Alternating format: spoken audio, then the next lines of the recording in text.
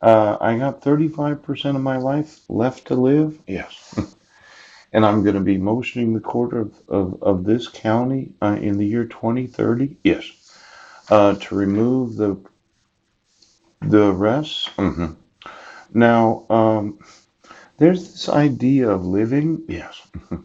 I have not been allowed to live my life since my wife took my sons. Yes. And I want to spend my life with them. And as much as you say, well, we don't have to do it, you actually do. Yes. Now, there's an individual known as the Lieutenant Governor. Is a government official in the United States and Canada and in most states.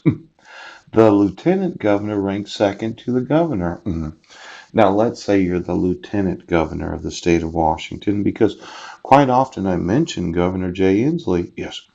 And I know he wants to be president, but the truth is he's going to end up spending the rest of his life in prison.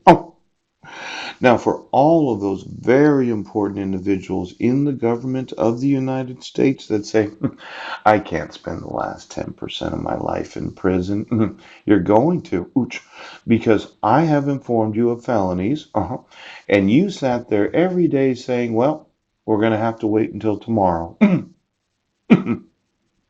Now, 3 years doesn't seem like a long time and $250,000 fine. And if you're worried about me and my lawsuits, yes, I want you to understand something. Yes, this is a large class action lawsuit involving those that have been involuntarily detained because there was no reason to detain them. There was nothing articulable about their involvement in any crime. Now, let's say Lieutenant Governor of the state of Washington. The governor said he can't do anything. I said he could, yes. And I've been sitting, emailing, yes, the Supreme Court of the state of Washington, tens of thousands of times. Seattle Police Department, John Urquhart, former sheriff. Well, for every sheriff that looks at their life as if I'm 40 to 60 years old, yes, you only have to spend the last 20% of your life in prison. Now, why doesn't somebody decide that misprision of felony is an actual crime?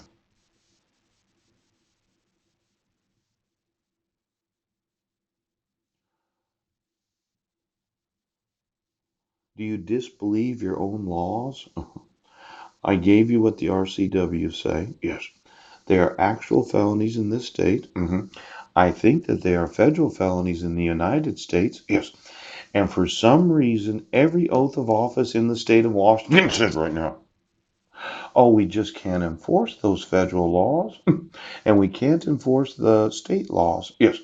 Now, there is no doubt in my mind, poop, that you would rather spend your lives completely depriving me of my life, yes, because of your want to cover up, yes, what you know is a crime. Now, let's do the lie detector. Now, lie detector is a device that helps determine whether a person is telling the truth. Yesterday, I said I wanted to know all that you know. Yes. How many judges like the idea that having a polygraph, yes, when they answer questions, would incriminate them so that they could spend the rest of their lives in prison? Yes. Now, a person who agrees to take a lie detector test, yes, sits in a chair while answering a series of yes or no questions. Yeah. See, the Employee Polygraph Protection Act of 1988 does not permit most non-government employers to administer lie detector tests to employees. But if you are a government employee, your employer can administer a lie detector test. Now, let's say you're the chief of police of Seattle. You're an employee of the city of Seattle. Yes. And I'm going to sue for lie detector tests for every police chief in every city of the United States. And I'm going to ask the individual that does the test, do you know of any felonies where they are not being prosecuted? Yes. Now, let's say you tried to lie. Why don't you get me all the lie detectors? Yes. In every location of the world. Yes. Well, you said I have control of my metabolism. Ooch. I can control my heartbeat. Yes. I can control my sweating. Ooch. I can control everything that comes out of my mouth because I'm sewn in. Yes. And I never say anything that I mean.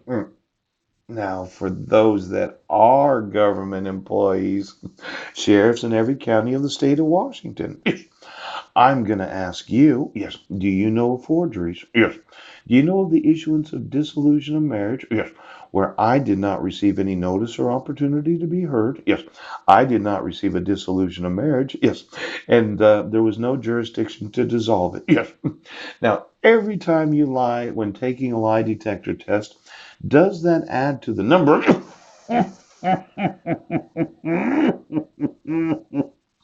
Why don't we get the, oh, look at United States Supreme Court ruled in United States versus Sheffer. That the results of lie detector tests may be banned in military courts. Oh, but the decision to whether to accept lie detector results as evidence is left up to individual jurisdictions. Some states, for example, ban their use in court. In others, lie detector test results may be used as evidence, and all parties involved in a case agree beforehand to their use. Now, let's say you're the governor of the state, of this state and all states, and I ask governor right now, what individual under oath, yes, having sworn to support and defend the Constitution, would ever deny their want to participate in a lie detector test? Now, there's a possible way, yes, that when you get charged with misprision of felony, yes, that I'm going to get an additional lawsuit for every oath of office that says I do not support the laws of the state of Washington, I do not support the Constitution of the state of Washington, and I do not support and defend the Constitution of this great nation right